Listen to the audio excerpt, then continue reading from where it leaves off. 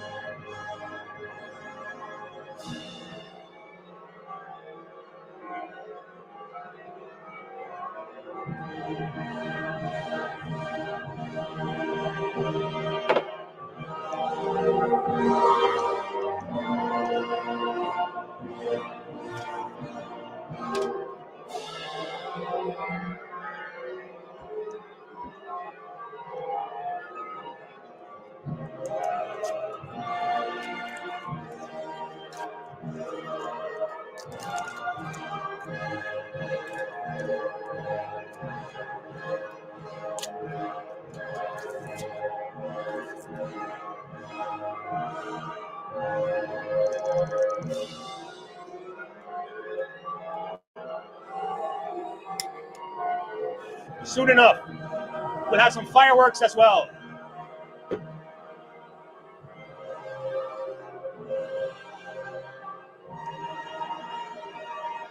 Good evening, Peter. Good evening. Pleasure to have you here today.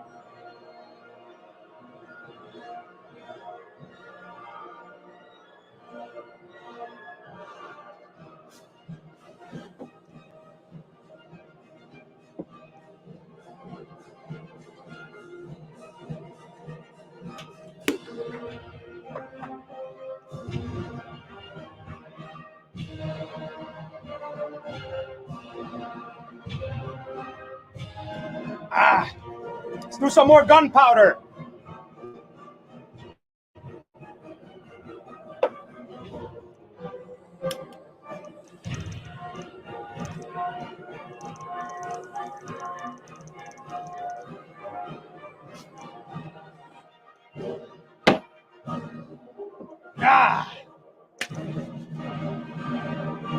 Excellent.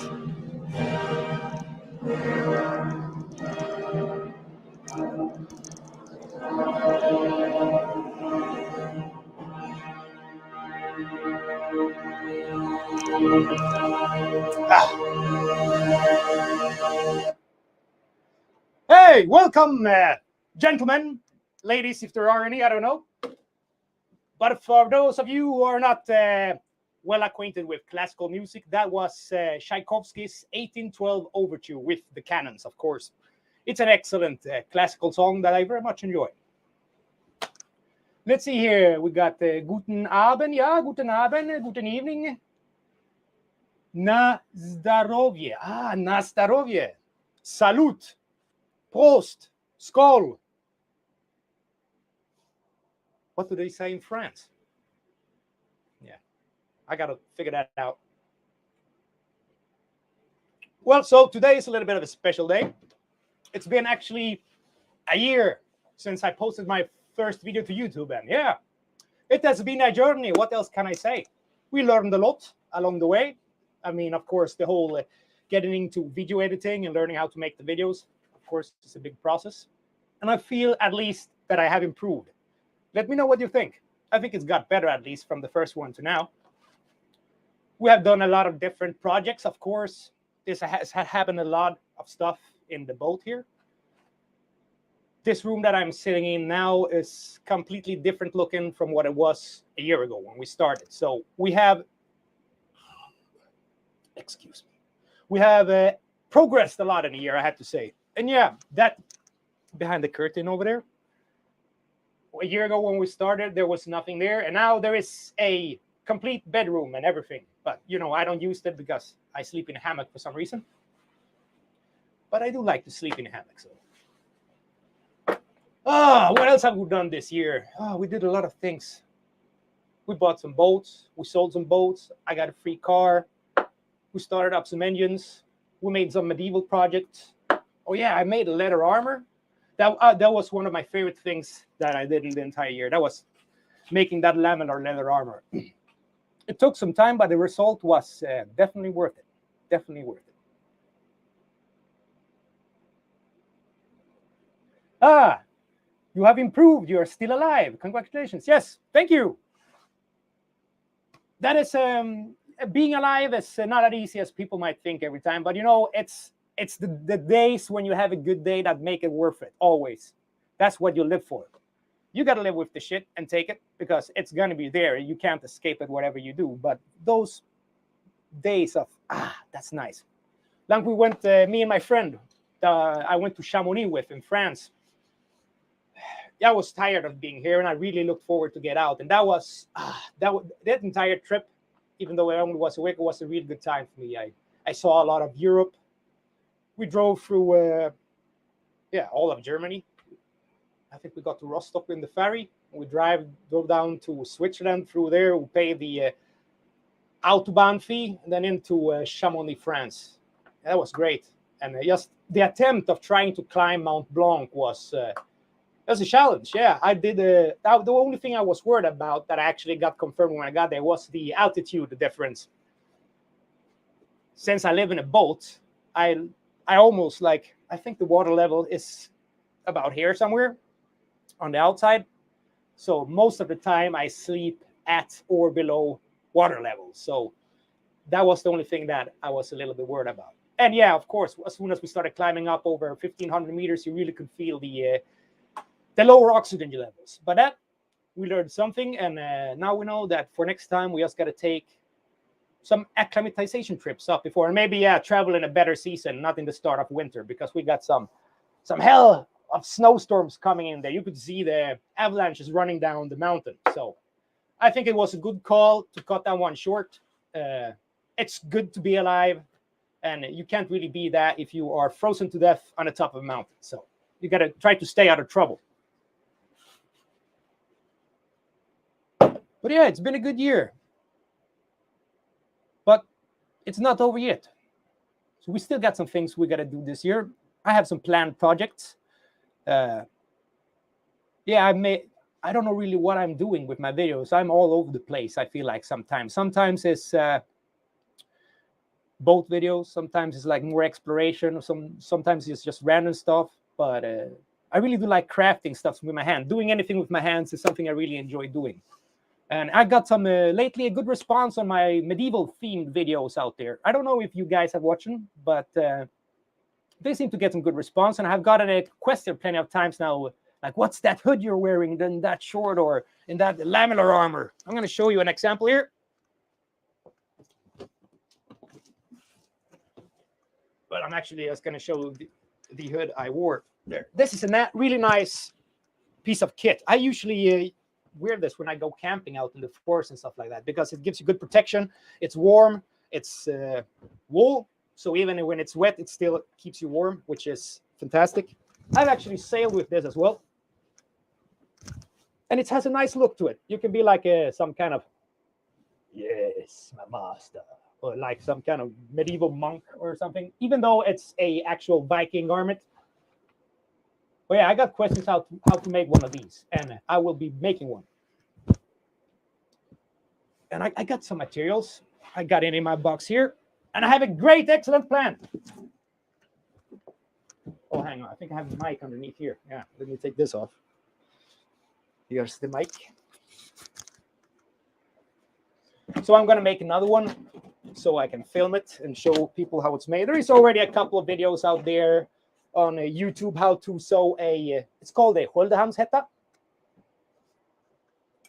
But I think I could make one at least as good, maybe a little bit better. You gotta aim for something. So I know I watched all the competitions videos out there, and now I'm gonna try to make a better one. And I'm gonna make with this. I have white wool, and I'm gonna use some blue velvet for the inside, and then I'm gonna make it so you can flip it inside out and have the blue side out and the white side in if you would want to do that. And yeah, of course, then I'm gonna like give it away. We're gonna have like a competition. You can win the hood I'm gonna make. So, marketing. You got to try to expand yourself. So we're gonna do a hood giveaway on the medieval themed stuff. I eventually want to do more stuff like that because since I really like making stuff, I have a plan that I have written in my notebook here that I have ever since I started the channel is that I want to make a ring. Make the wax mold for the ring and then cast it in plaster and then, cast the ring in silver or gold or something like that. We're going to get to it. It's just lots of things going on.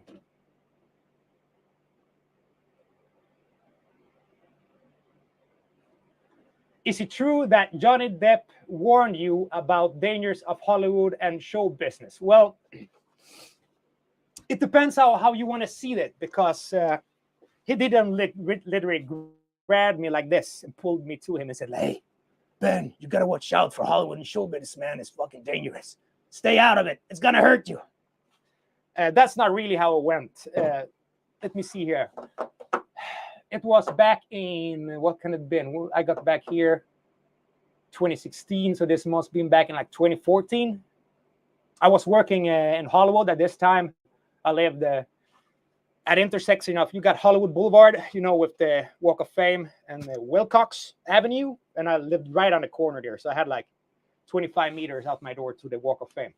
And I used to work in a black tie event company. That the only thing they did is like special events for famous people. So I was in a lot of special events, and I saw a lot of celebrities. So, but this particular time, let's not go into details. I don't know if I signed a non-disclosure agreement or not, but I can't remember signing anything, so this should be fine. I was working out. What was it? It was a charity event sponsored by Samsung. And there was an artist that had made like this sun shears that they were going to auction off, and the money that they got in from the auction of these shears were going to go to charity. So, and I got my section. I got like 6 of these sun shears, and that I was going to be responsible for. And who gets seated in my section? Of course, Johnny Depp. To my great amazement, I don't know. I'm a professional, so I don't say like, "Oh, Johnny, holy shit, my God, it's an honor to meet you, sir." No. I'm a professional. When you pay me to do a job, if you pay me to serve and be discreet, that's what I'm gonna do. So I'm just gonna do my job. No asking questions, just bringing them food. But I like to study people and their natural environment. Oh yeah, this is a fun thing. He was when the auction started for the shears, they were $50,000 a piece, and they're like, "Oh, so who's gonna make first bid on the first cheer?" Johnny Depp, of course, he rose his hand. "Ah, Mr. Depp, there, one cheer, $50,000. Oh, that's one sold. Who's gonna get number 2? Who you think buys number 2? Johnny Depp, of course. He buys 2 of this fucking. They look like shit, if I'm gonna be honest. This artist really sucked, but he bought 2 shares for $100,000. That all went to charity. And he, I'm all over the place with the story here, but I believe that the company he was with that night was Amber Heard. For those of you who are aware of the whole Johnny Depp Amber Heard story and the whole mess that I was, you know what I'm talking about. And they were, I think, some of the people that left the party first. He literally just came there. He got his food. The auction started. He bought 2 shares for $100,000, and then he left in a white Rolls Royce. But there is, I don't know. This is that he looked at me every once in a while. It was when I brought him, and he was always very courteous, very like, "Oh, thank you very much, thank you very much." Oh, very nice man. But I got this feeling, when we worked there, I could see it in his face all the time. This guy was absolutely miserable, man. He was not having a good time. He was basically just there because he had to be there. He had spent $100,000 on China. Man, I haven't spent $100,000 in my fucking life. I even can't imagine. But he spent that in 5 minutes. And then I remember they were packing up. He said, like, "Oh, thank you very much for the service tonight," and stuff like that. And they started walking out. And then I took the dishes and I was gonna go out on the backside and put them in the section where you leave the dirty dishes. And then walking out, he comes out walking down the ramp. And I remember this thing. He was walking with the girl beside him. And I looked at him and he looked at me and we locked eyes like this. And then he passed me and then I just could see in his face, he was like this. Don't do it, man. It's not worth it. I don't know. Maybe it's just me imagining stuff, but I felt like he was like, if you were here for fame and fortune and you value freedom, just don't do it, because that's not what you're gonna get. And I saw a lot of stuff like that in Hollywood. I can't go too much into detail because I really don't know if I can. But I saw a lot of famous people spend a lot of money and they still look miserable. I don't know how that works, but it's very interesting. Hollywood is a messed up place.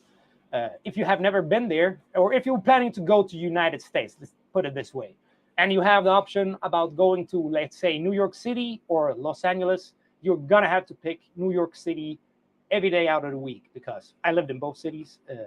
Love New York. It's great. It's fantastic. A lot of interesting people over there, and they're very honest, straightforward. New Yorkers don't like to talk too much to you if they don't know you. But once you get to know them, they're great people. They're really fun to hang around. Los Angeles, on the other hand, people there they will be very fine and friendly with you in the face, and then as soon as you turn your back around, they'll stab you in the back with a knife. So that's the main difference. So go to New York if you got to make a choice. Yeah, I worked the Grammys over there too. I think I worked the Oscars one night, some more charity events. I met Conan O'Brien, funny guy. This guy from the Ken Jeong, I think his name is, from The Hangover. I remember one event I was at. Just seeing him from the movies, I guess. I didn't know he was a doctor before he became an actor at this point. And he ordered he wanted half a Heineken. Oh, wait, what do you mean half? Yes, take a glass, pour me half a Heineken. What the fuck am I supposed to do with the rest of the Heineken? He's like, you drink it. I'm fucking working. I can't drink it here. I would if I could, but not. This was the kind of workplace that when you got to the work, you had to leave your cell phones and all your electronic equipment with the employer, because you were not allowed to film, take any photos, accept any phone calls or anything at all when you were working at this event. So very strict in that sense of the way.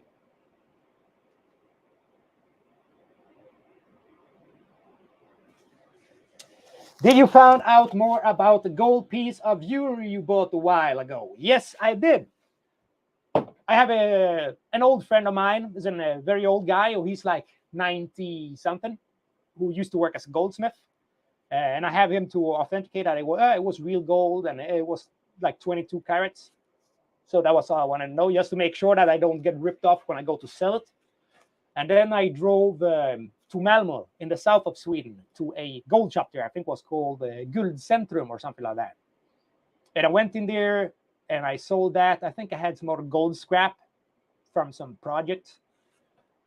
And I think I got like $2,500 for it all. So that was a great investment. I bought it for $1 and I got 2,500 back. So with the scrap gold. So let's say 2,000 back. So a good return on investment, I have to say. Oh yeah. Then I took the money from the gold I sold and I bought this.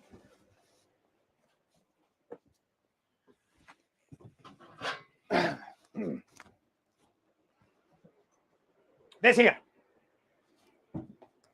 Now, for those of you who are not familiar with Swedish gun laws, in this country, you're not allowed to own a weapon that's made for cartridge ammunition that's produced before 1898 or something like that. You need a license for all weapons after that. But this is a Colt 1849 pocket model. It's a percussion cap revolver.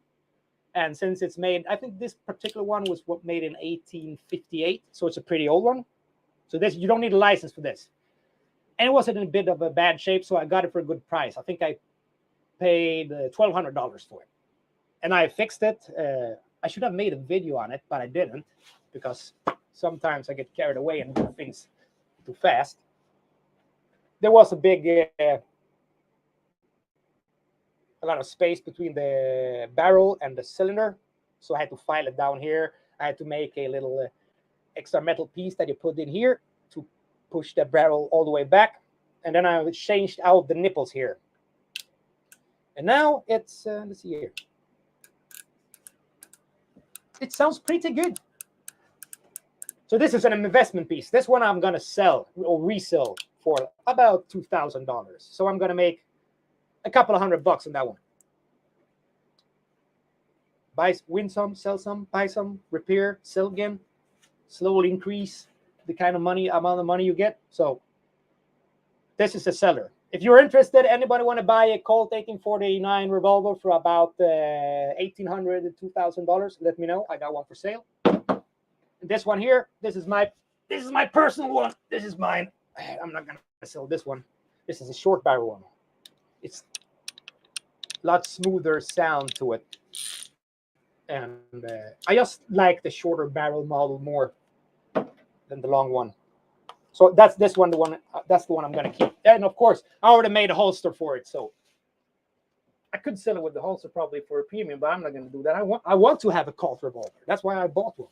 This one was just out. I stepped into the gun shop when I was gonna buy the bullet tongue for this one, and they just happened to have this one for sale for a very, very cheap price, so I had to buy it. You know what I'm supposed to do. Oh, primo. Nachman Rafael, ¿cómo estás, cabrón? Hace mucho tiempo que te veo, ¿eh? Ya mismo debemos juquear, tú sabes. Cuando la guerra por ahí se termina, vámonos para allá. Tú y yo, para visitar el Rabbi. ¿Está bien?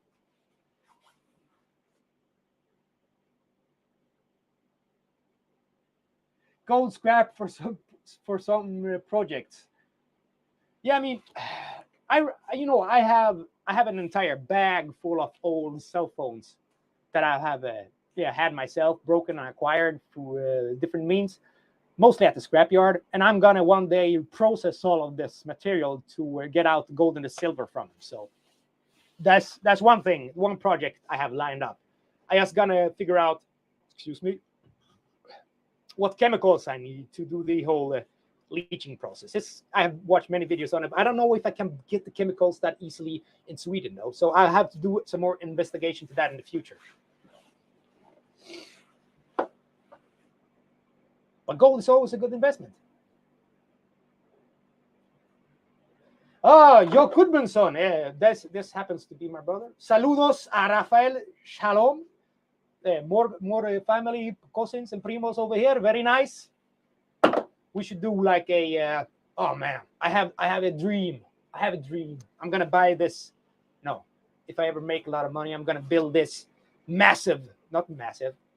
medium-sized explorational vessel that I will outfit like with a small submarine, and we'll go like exploring the oceans, the sea depths. Maybe we'll have a party on one of those ships one day, and everybody's invited. Free bar, of course, open for everybody.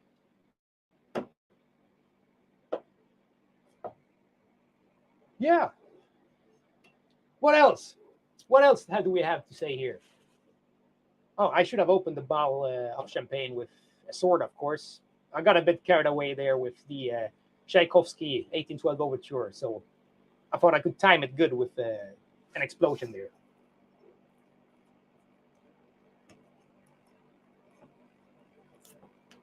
Well, soon it's gonna be the new year.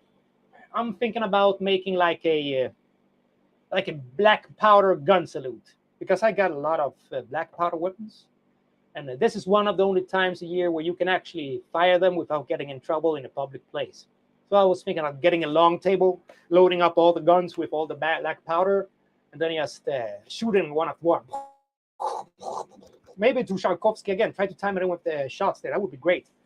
I'll put them in an iPod and an earphone, and I'll do the video, and I'll cut in the music. That could be nice. That's one idea.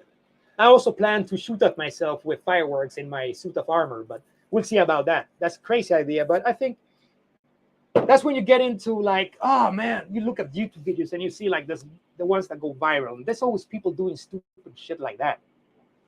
Now, I'm pretty sure I have a good piece of armor. I have more than one helmet. I could put some ski glasses on.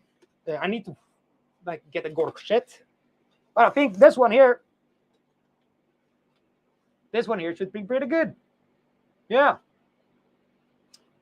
there is a little risk to get like shot through the visor, but having ski glasses underneath, I think that would protect your face better. And then I have the whole suit of armor and gambeson under, so small caliber fireworks, I think, will be fine. I think that could be fun too as well. I'm fond of explosions and fire. Oh yeah, and my brother here is watching. Of course, he remembers when we were kids. We used to have battles with fireworks when we were like small. So this is nothing. This is not uncommon for me. I think we once here in the harbor, just a couple of 100 meters away, we once even attempted to make a war movie with fireworks.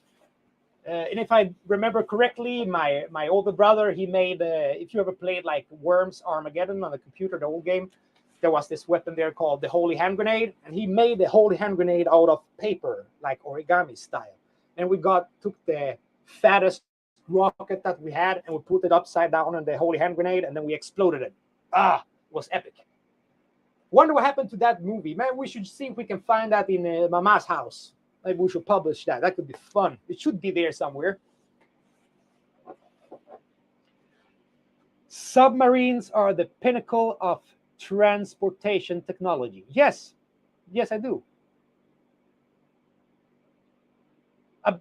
Speaking about submarines, I just remembered I actually have to go out soon because the boat in front of my boat here in the harbor, it's about to sink. I think now when it was minus, the thing that was holding the boats up was the ice because of buoyancy. And I guess they didn't preserve the boats for winter correctly. So now something has expanded with the ice, cracked, and it's now letting in water.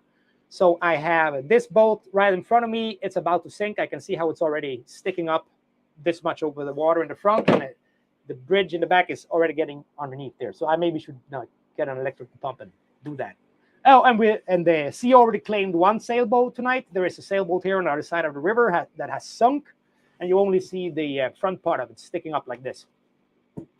And a couple of places further down on the bridge from the sailboat that already sunk, there is a fishing boat that is floating really, really close to the water line. So I'm imagining that one's going to sink as well if nobody does anything.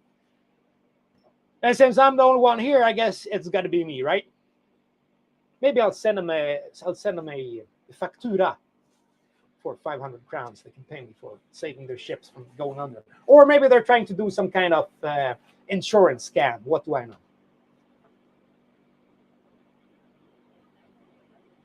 Yes, on VHS. I think there is a box in Mama's house with all those old VHS tape from that old camera that we used to have. Or I don't know if it was on the VHS one or the small like digital tapes. We'll have to check that out. That was great times. Playing with fireworks is dangerous as shit, but it's also really, really fun.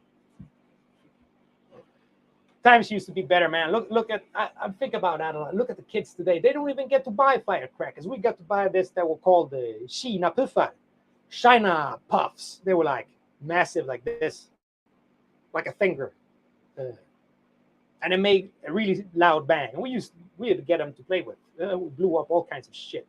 I think one time, let's see here. If you ever looked through a microscope, you have the small crystal plates that you put the thing you're gonna observe on, and then you squeeze it beneath another like thinner, smaller glass plate. And you put it in the microscope. Yeah, those rectangular glass plates. We took like 8 or 6 of them and taped them around one of these China puffs and exploded it. So that was basically a glass shrapnel device. Really dangerous, but also extremely fun. We once shot a rocket up my little brother's jacket, and the funniest thing with this situation was that he had purposely armed himself so he wouldn't be able to take damage from rockets. He came out wearing like 6 jackets and double pants and everything, and by some miracle, this rocket managed to bounce off the ground straight up between the layers of jackets and explode there. That was hilarious. Good times.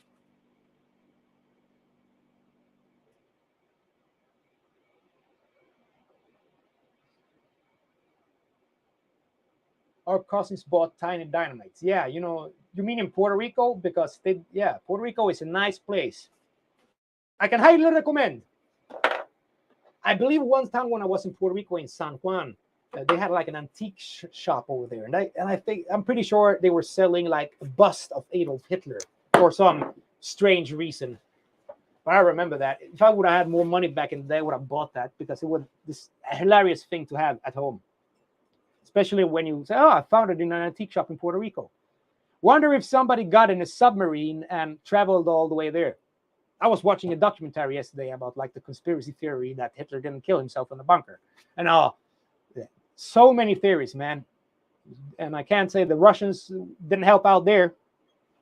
They're like, yes, Stalin didn't believe that Hitler was dead, so yeah, he just kind of bred air into the whole conspiracy. Who knows? I'm not saying one or the another. I just telling you what I saw yesterday. Well, yeah, 1 year celebration of making YouTube videos.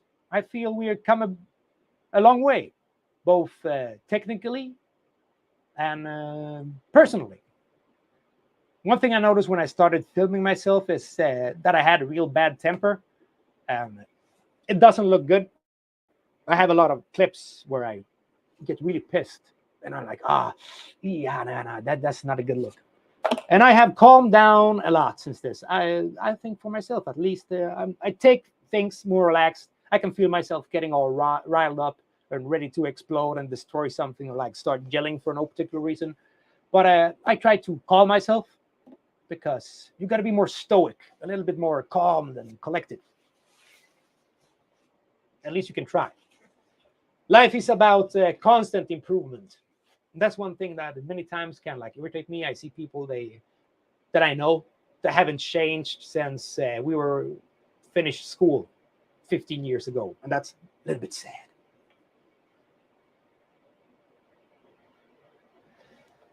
Got any big projects planned for next year?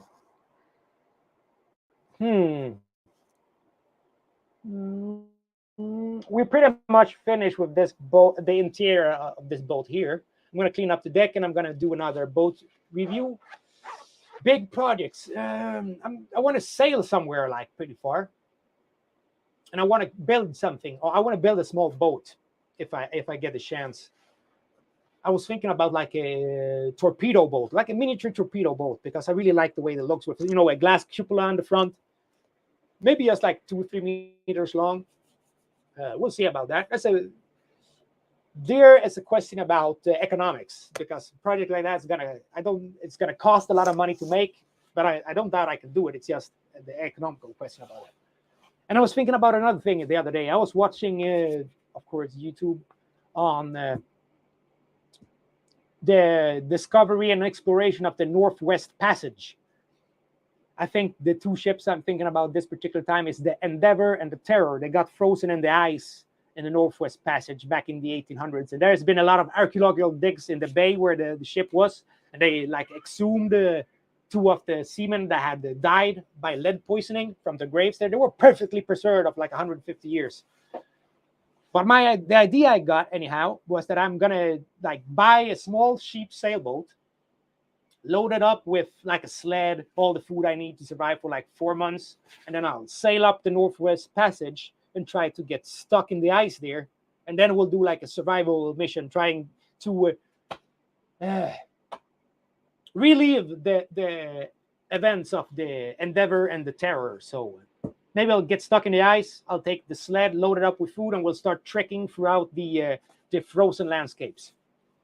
I think that would be both a challenge. It would be interesting, and it doesn't have to cost too much. We'll have to abandon the boat in the sea ice, but the sea ice is probably gonna crush it anyway, so that's be fine.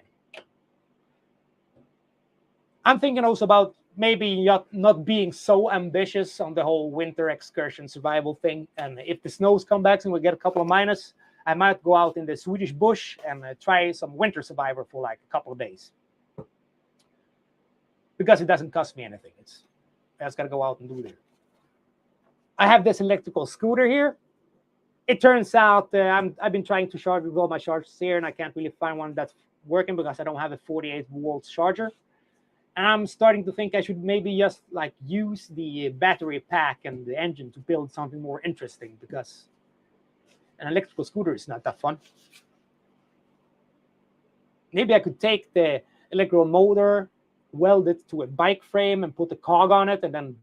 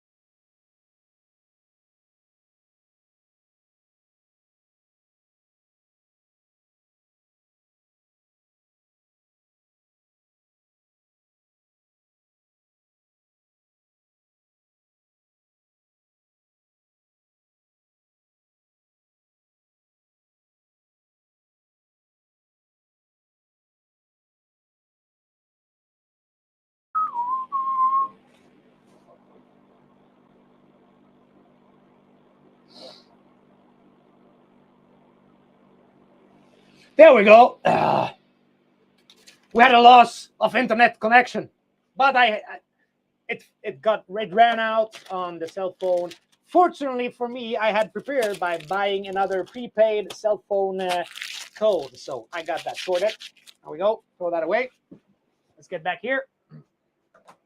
Put the phone over there for better connection. Yes, you're back. Yes, thank you very much. Let's see here. What did I miss? Got any big project? How did you achieve increased calmness? Have you been reading Marcus Aurelius? I have not only been reading Marcus Aurelius, I've been reading, who was it I was reading about? I don't read, for starters. I listen to audiobooks because then I can do something else at the same time. I was listening to this other, I think some German philosopher from the middle of the 1800s, and I can't remember his, Hegel? I don't know, maybe that's one of them, or it wasn't Kant, I don't know, I don't think so. But I do consume a lot of philosophy, that as a part of it. But many times, the only thing that happens when I listen to stuff like that is that I tend to agree or disagree with it. Like, yeah, this guy is on point, or yeah, I do agree with this guy. And then it's more like a confirmation of preconceived ideas. Sometimes you have ideas that you don't want to act on because you think like this is just insanity. Who thinks like this? And then you heard like some other philosophers, oh yeah, I think this and this, and then you like go like, well, if you think so, I have to agree.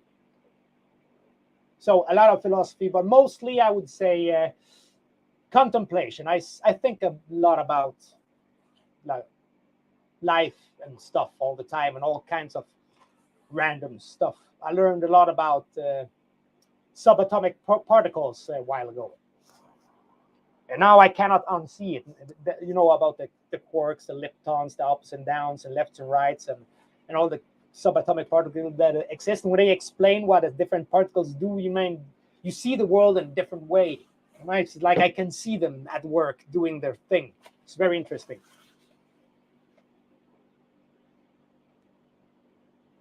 Where did you learn to sew and make costumes? Well, I would say that's by trial and error. I started quite young. Uh, Sewing, we have sewing education in school from quite a young age, but the things they made us do back then was like ridiculous bullshit. I didn't enjoy that. I thought it was really boring. And then I realized, hey, I can make my own medieval clothes. And from there, I've got to be honest, the first stuff I did when I was young looked like shit, made of random materials I found anywhere. Many bed sheets had to pay the ultimate price to become like a tunic or something else. And my first really ambitious sewing project, this was back in the day when they released the first Assassin's Creed game. This was even before the game was released, but I remember seeing trailers on on YouTube, and I was like, "Oh man, that is an awesome assassin outfit." So I went on Google. I googled up all the pictures I could get. I saw how they had designed the hood and the everything, and I made an exact copy of the Assassin's Creed outfit, but I made it in black with red trim, and it looked really badass. I even made the leather belt with the throwing knives. I had this latex throwing knives that you use for LARPing, and I had 4 of them in the belt. And go super cool. And then yeah, slowly but surely, I've been progressing in the skill. And nothing, you're never an expert at anything when you start. It's a learning curve. It's like getting a new sewing machine. That's always a pain in the ass until you get to know it, because all sewing machines, especially older ones, they have their own character. They're like old cars. You got to get used to them. They work in their way. Adolf Hegel. Yeah, I will get back to you when I remember what the name of this philosopher was. There is a lot of there's a lot of interesting medieval ones as well. There was this one medieval nun that wrote a book that was really good, and then she was friends with this other monk guy who was, I believe, Spanish or something like that. The names elude me at the moment, but I'll sit down one day and I'll write a list of philosophers I agree with, or theologists, you can also call some of them, especially the monks and these nun I was talking. They're more into theology. Very, very interesting subjects, though. We could make a 12-hour video just on that.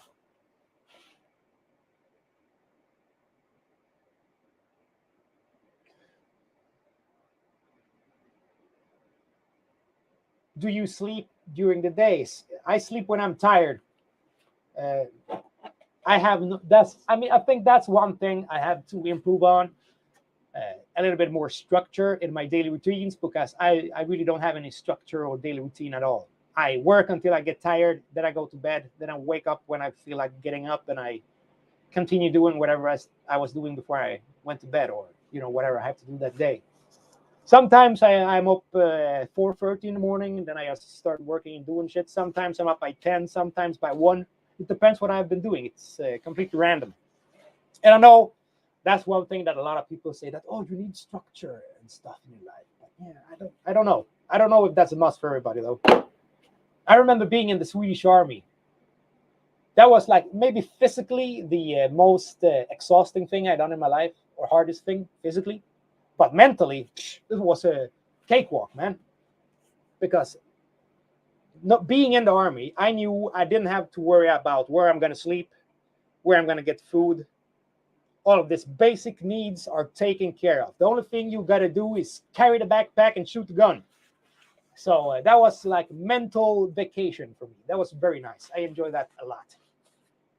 I got a little bit fat as well. I was like 20 kilos. I weighed 20 kilos more back then than I do now.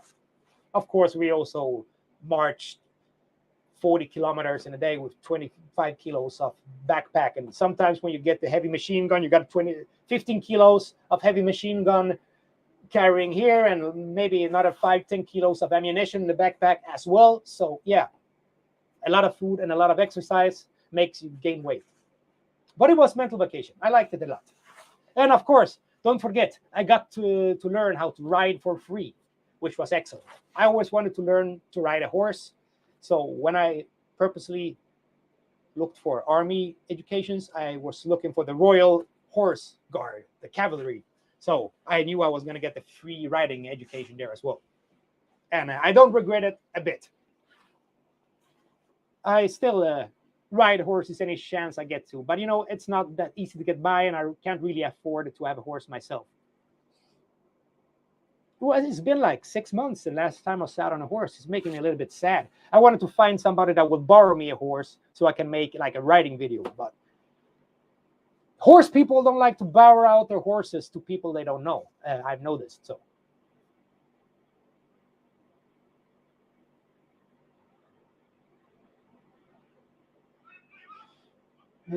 other than being a YouTube star, what do you do for a job? I do a little bit of everything. I really don't like having a set work schedule because I like to be able to do what I want to do when I want to do it. Of course, I do what I have to do to survive. That is like the pure necessities got to come first because we got to have food and stuff like that.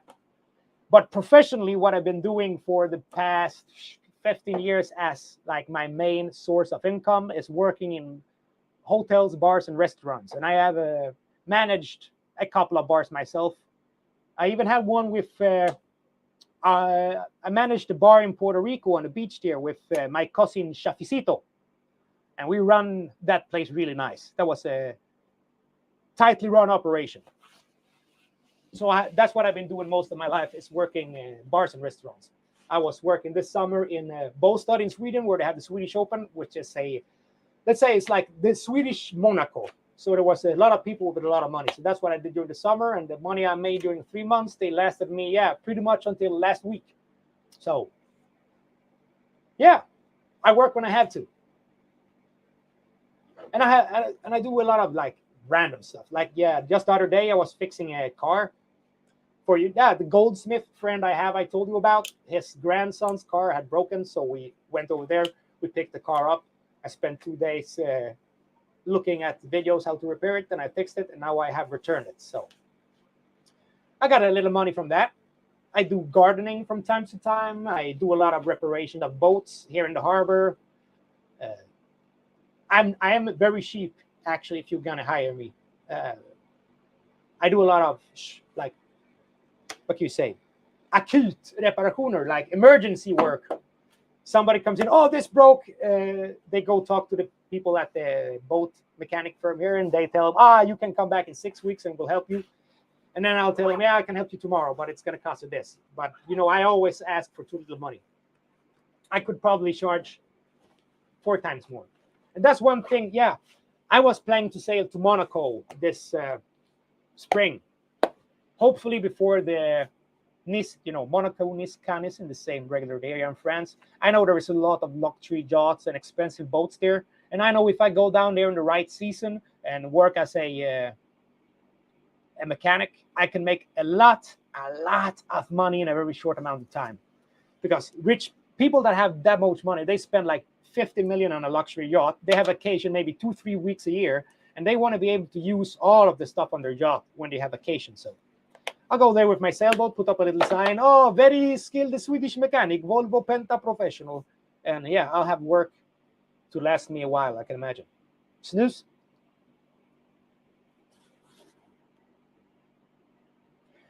Do you still have the Assassin's Creed outfit? No, I don't have the Assassin's Creed outfit still, but I might, make one because it's super easy. And I really like the way the hood looked on the Assassin's Creed outfit. If you go and look on the pictures on the internet, it's got to be from the first game, you see the hood has like a special cutout here on the top of the head that makes the hood be like a little bit pointy and make you look really, really sneaky and badass. And that was one of my favorite things with the design of that suit.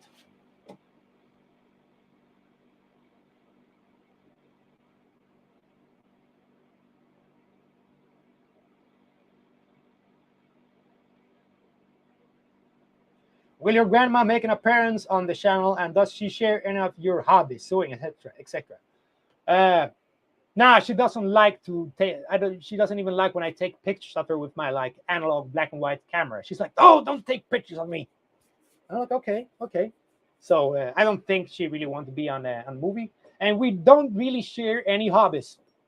She's like into gardening. That's her whole thing. She loves gardening. Her garden looks like a palace garden, but like in a smaller size. Everything is like immaculately kept. The edges of the grass, all the flowers are trimmed. It looks excellent here. And I do go there a lot and cut bushes and trim hedges and to her specifications. She's like the overlord. Ah, don't trim the hedges too much over there. No, cut it like this. Do like that. I'm like, oh my God. But hey, what am I gonna do? It's my grandma, huh? Come on.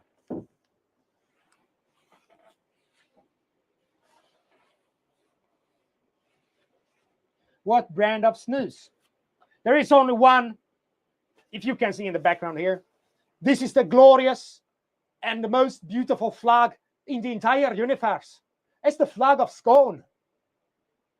The red and the yellow in my heart.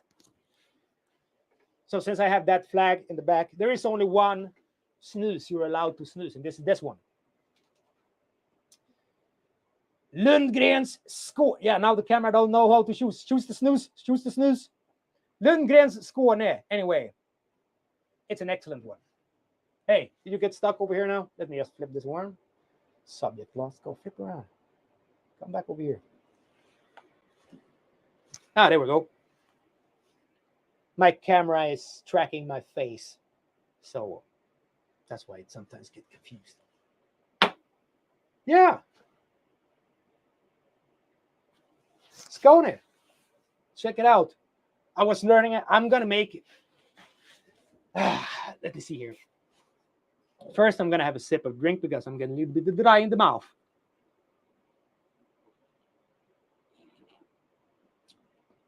Let me tell you a quick story. About like 6 or 7 years ago, I learned about this mythical battle called the Battle of Bråvalla. It's named in a lot of old Gesta Danorum, Saxo Grammaticus, or this old ancient manuscripts have a lot of the details out of this battle. And I want to collect all of the details, as much of the information about this battle as possible. And I wanted to tell it to you as mythologically correct as it is. Not like I saw a historian guy having his historical theories. No, because we haven't found any evidence of the battle and bullshit. But the point with this battle is the epicness of it. If you don't know, let me make it short. The Battle of Bråvalla happened in about 700, in the middle of the 700s. And it was between the Danish king Harald Hildetand and his nephew Sigurd Ring, who was he made him king of Sweden. And at this point, Harald Hildetand, he was 150 years old. He was super old. And some of his guards, they was like, should we just like beat you to death or something like that? And Harald, being a real badass Viking, this was even before the age of Viking. This was back in the Vendel period, actually. So being a badass Vendel king, he said like, no. Mm-mm. We're gonna go out with a hell battle of glory. So he wrote a message to his nephew Sigurd Ring in Gotaland, sent off the Centerbrood, and they decided that we're gonna arrange one hell of an epic battle so you can go to Valhalla. And then they gathered up their troops. There came, according to the legend, there came warriors from all around Northern Europe. All the famous berserkers and hired blades and professional fighters. Everyone came, even winged Valkyries from Germania and stuff like that. Fighting beasts that you only have heard about in the legends were at the battlefield. There was tens of thousands of men gathered here just to have an epic battle fight to be able to enter the halls of Valhalla. Just the legend of this battle is amazing to me. And I've been a little bit obsessed by it for quite a while. And I can't really find any good documentaries or any good speak about it on the internet. So I really want to that's something I really want to do. I think I find it interesting, and I think a lot of you could find it interesting as well.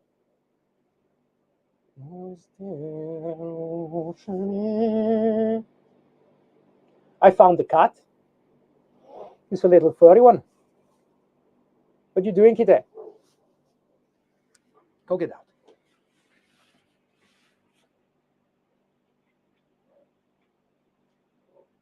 Well. Kai, you want to come say hello? Come. Come. Oi, come. Come. Oi.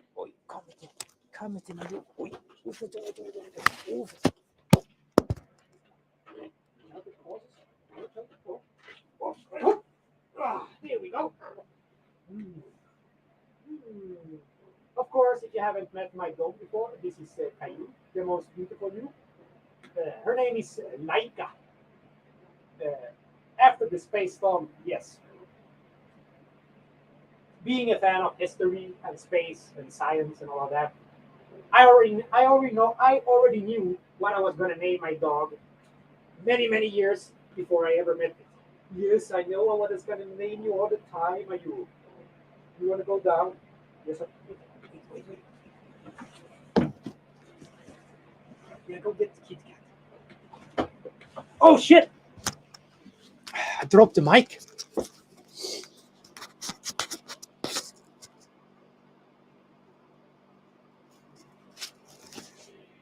You make it sound like the Ride of the Rohirrim.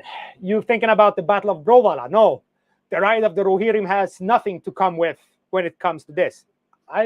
Tolkien is an excellent writer, and just the fantastic thing he did when he created the whole world of Arda, it's amazing. But the Battle of Rohirrim has nothing on the Battle of Brovalla. I'm going to tell you this.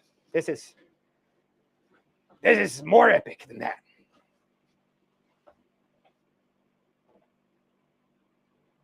By the way, J.R.R. Tolkien, he was a very interesting guy. The way he created the world he did, and he based a lot of it on Christian theology. Many people don't know that Tolkien, he was a really devout Christian. He grew up in an orphanage with some nuns or something like that, and imagine. So the whole theology in The Lord of the Rings is based on Christianity. Many people don't know this, but you know the high God, there is only one God, real God in The Lord of the Rings, and that's Eru Iluvatar. All the other ones, they're like you can see them as angels, and they carry out different aspects of His will.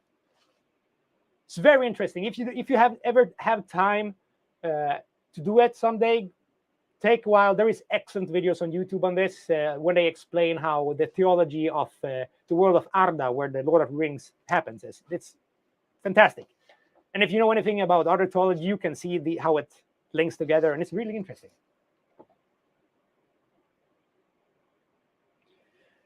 Dimitriu Brianza, best YouTube channel. Oh, thank you very much, my friend. Thank you. I like to improvise.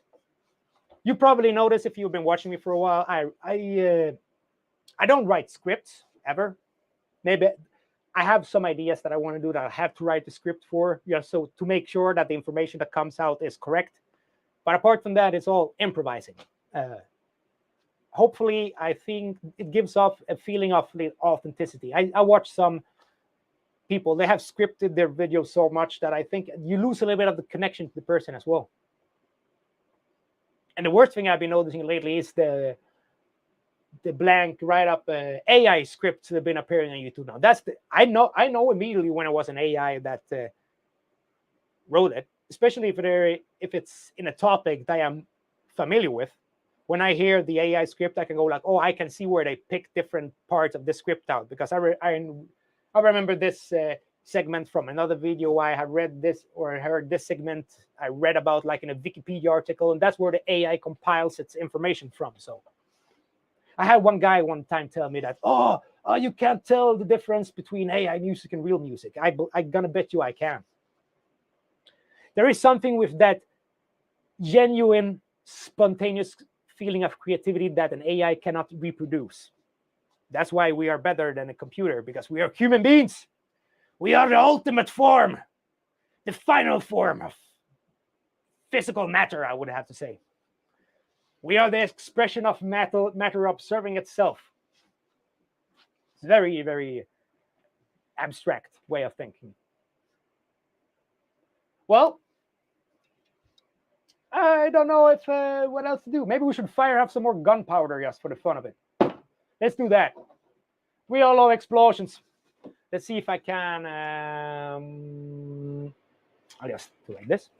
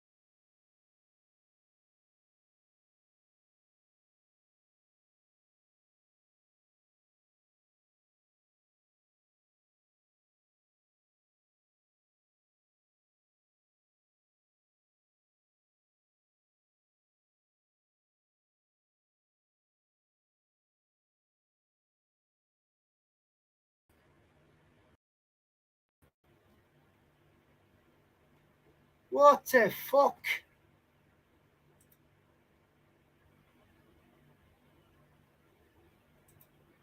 Yeah, I managed to fuck this up somehow.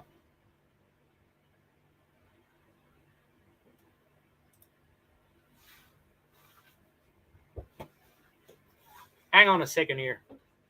What is wrong with you?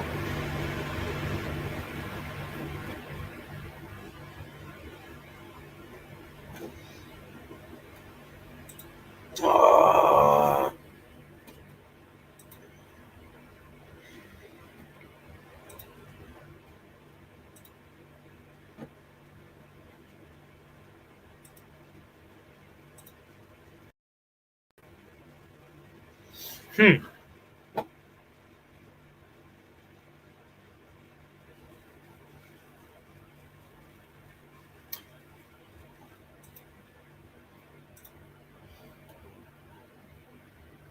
Ah, fuck you. Well, my apologies, ladies and gentlemen. We seem to have lost the picture completely here. I will answer your last question, Peter Trost, and then I'll go and save a boat from sinking. How did you come up with your YouTube name, Count of Saint Germain? Well, I was out browsing on the interwebs one day. You should take a check out into this someday. And there is this historical character that was called the Count of Saint Germain in the middle of the 1700s, who traveled around between different royal courts. and he was known to being like an immortal alchemist who discovered the Philosopher's Stone and stuff like that. And he like disappeared for like 30 or 50 years, and then he reappeared in some other court, like in Prussia or something like that. So this is a famous historical character that used to be around back in the day. Nobody really knew who it was. There is some theories about where this guy came from, and it's theorized that he used to be like some kind of prince or heir to some kingdom in Transylvania or something like that. And I felt the connection to the name and the character, so I like adopted it. I feel a little bit like some kind of weird alchemist doing random stuff. Even maybe it's not the most alchemical stuff. Well, not yet. We'll get into chemistry in the future and try to make a Philosopher's Stone. But yeah, we first got to get the right equipment. Now, wouldn't that be something? Well, ladies and gentlemen, I'm going to thank you all for watching this here live stream today and for listening to the last part of it. I apologize for losing the picture. Unfortunately, I can't really figure out what it is that's gone wrong now. But we'll do another one here before the year's end, and we'll talk some more. But until next time, I have to wish all of you a very, very nice time, and I'll see you in the future. Goodbye.